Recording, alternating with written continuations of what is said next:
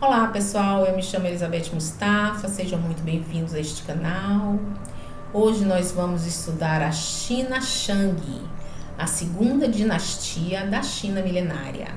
Alguns especialistas consideram como a primeira, mas eu já fiz um vídeo anterior que mostra a dinastia Xia, que para muitos especialistas é lendária, ela é uma dinastia apenas poética. Mas nós abordamos aqui desde os primórdios da época do Homem de Pequim até a dinastia Xia no vídeo anterior, porque achamos importante essa abordagem, já que nos mostra os caminhos da psique e também espirituais. E também trouxemos neste vídeo anterior dados do livro Exilados da Capela, que nos mostram a formação espiritual dos grupos que compõem a China nesses primórdios. Hoje vamos falar da dinastia Shang e os especialistas compreendem que ela é mais real porque temos resquícios arqueológicos que foram feitos nas escavações da grande cidade murada de Anyang, uma cidade que no princípio era a capital da dinastia Shang. A dinastia Shang ela vem lá do rio Yangtze, o rio amarelo, e se estende até o rio Yangtze, que é o rio azul, mostrando que a dinastia Shang é muito mais ampla do que a anterior.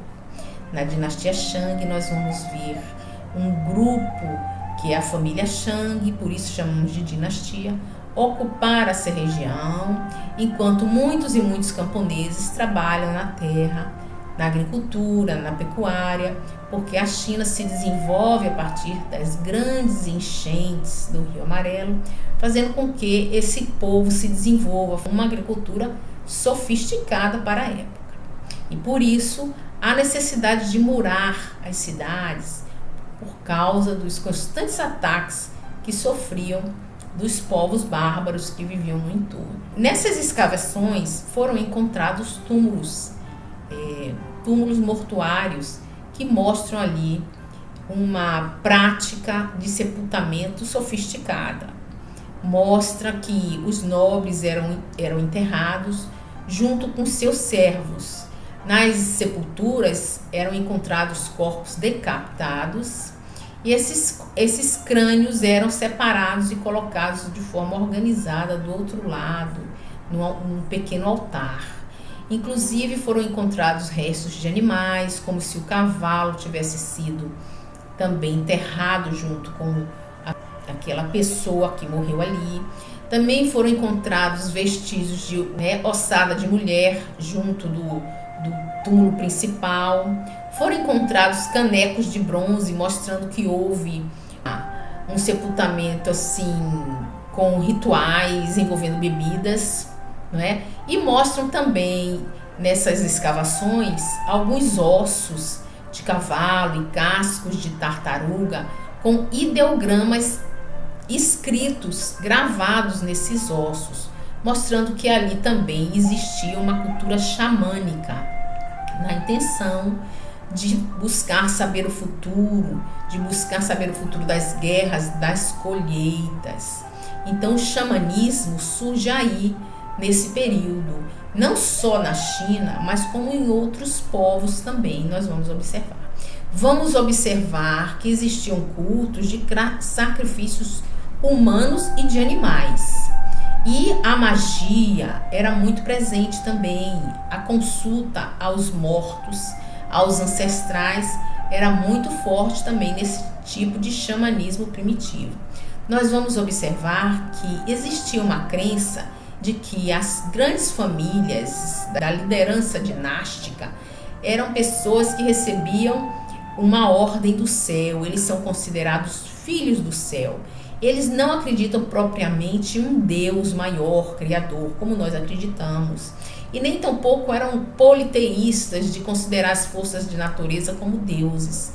Eles eram cultuadores dos ancestrais, daquelas pessoas que já morreram, e então conversavam com os mortos, fazendo essas consultas através de um xamã, de um líder, de um médium, de um mago, que conhecedor dos mistérios da natureza e da floresta, utilizava talismãs, utilizava cascas da natureza, toda a sabedoria da natureza, que posteriormente vai influenciar também o taoísmo na próxima dinastia. Então, como nós fazemos sempre, trazemos aqui o olhar da espiritualidade acerca dos assuntos que estamos estudando, nós temos aqui no Livro dos Espíritos uma reflexão que Kardec faz com os espíritos acerca dessa prática de sacrifícios humanos. E eu gostaria de deixar para vocês aqui mais uma dica do estudo do Livro dos Espíritos, que é um livro de perguntas e respostas do espiritismo, do kardecismo, que nos traz revelações muito interessantes.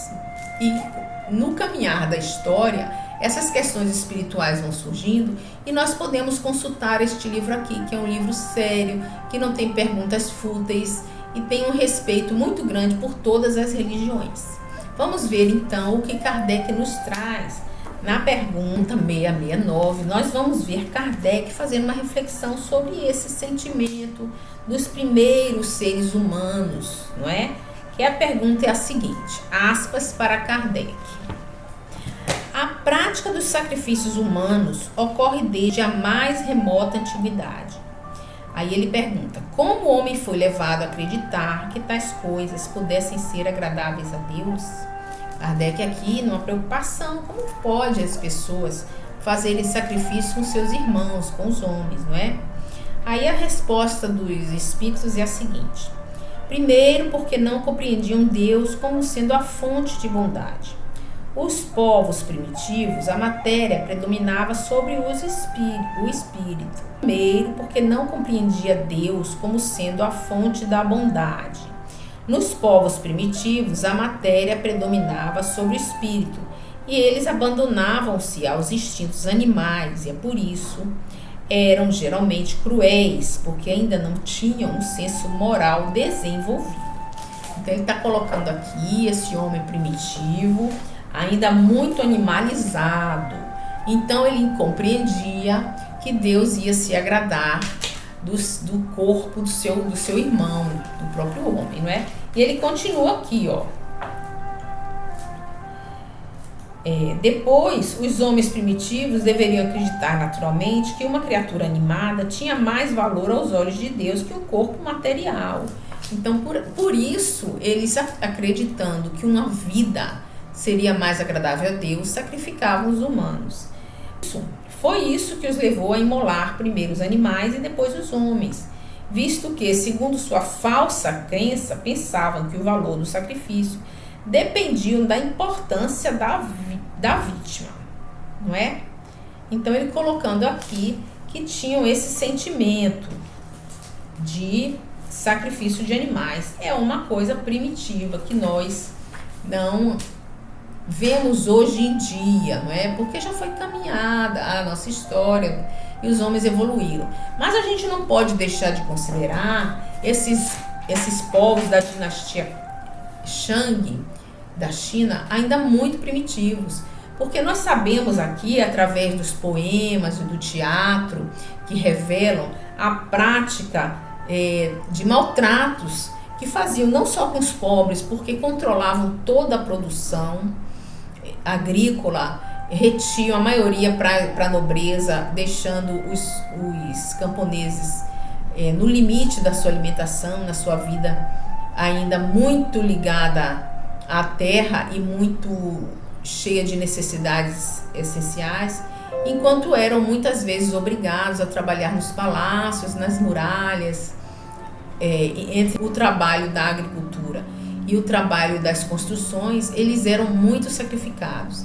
Inclusive, nas muralhas, na grande muralha da China, foi nas escavações da muralha da China, foram descobertos muitos corpos enterrados ali, mostrando que os servos, os escravos, os camponeses eram muitas vezes enterrados ali mesmo na muralha. E nós vamos ver o sacrifício das crianças na sua educação muito rígida.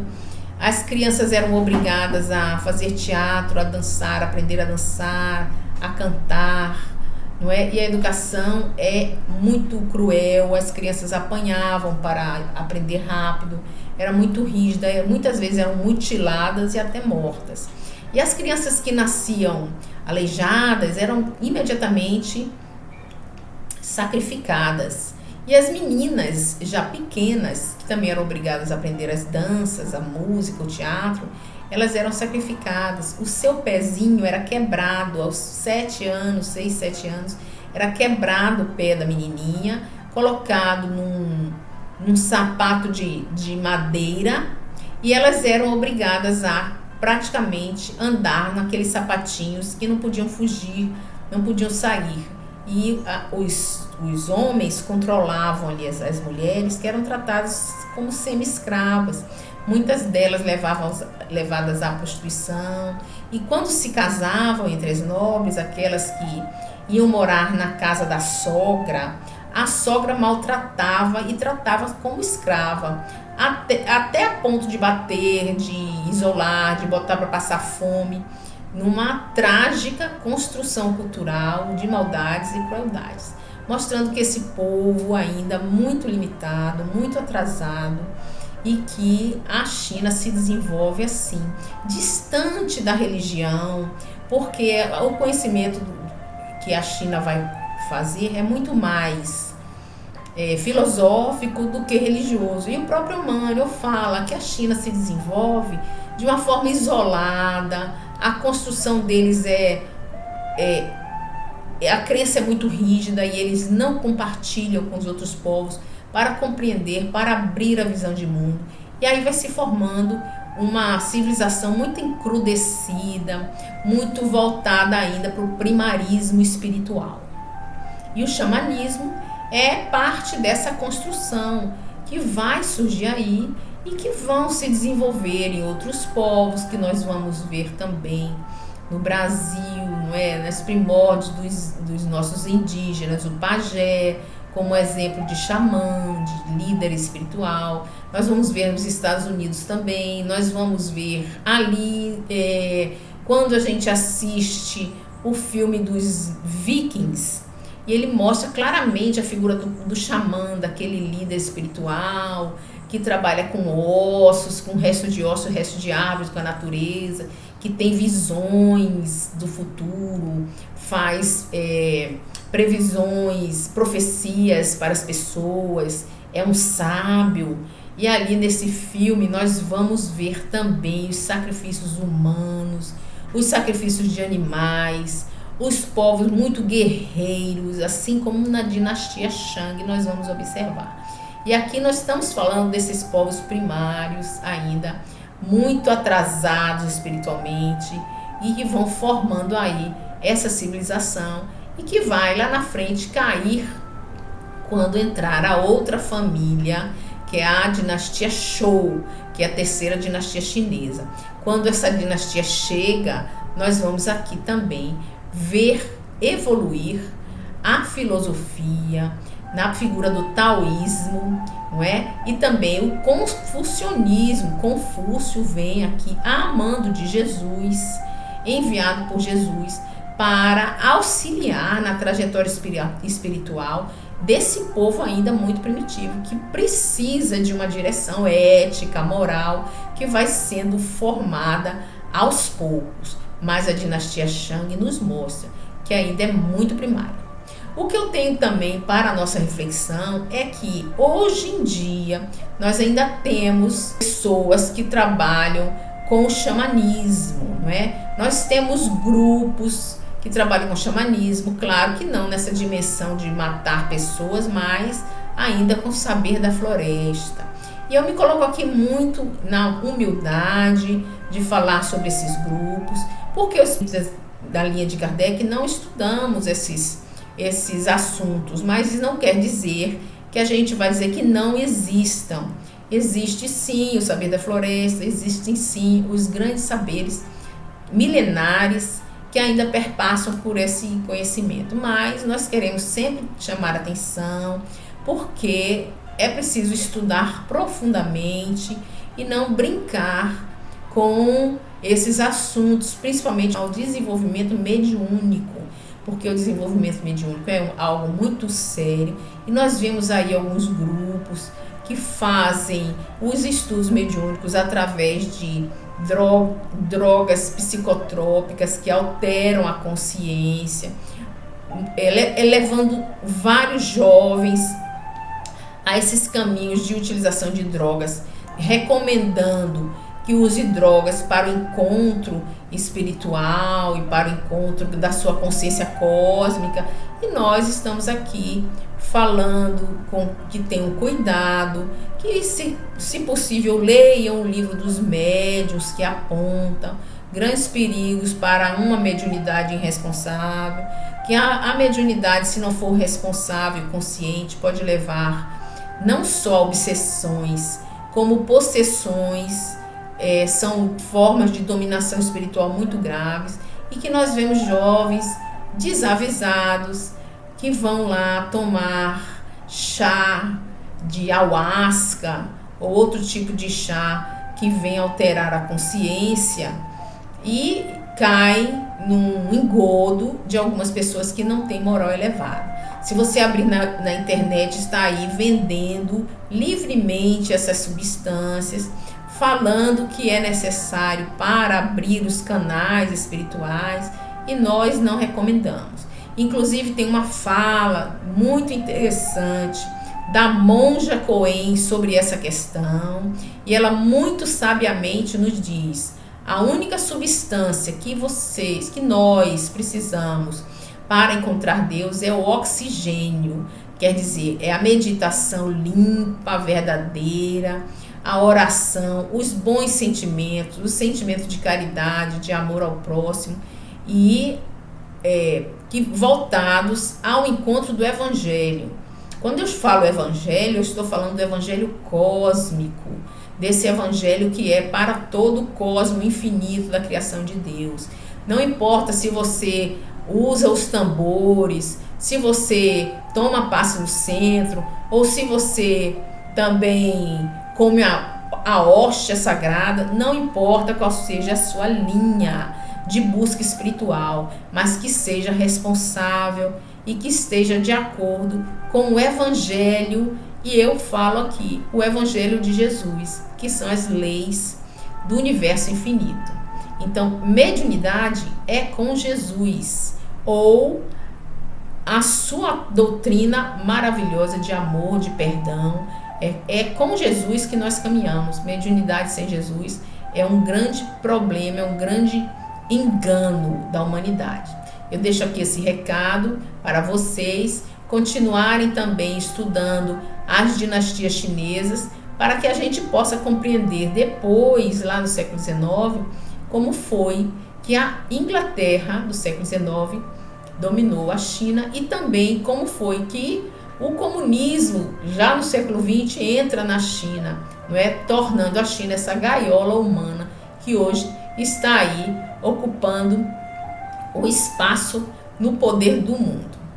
Eu vou ficando por aqui e agradeço a todos. Deixe seu like, deixe seus comentários e compartilhe o vídeo. Se inscreva no canal. Muito obrigada.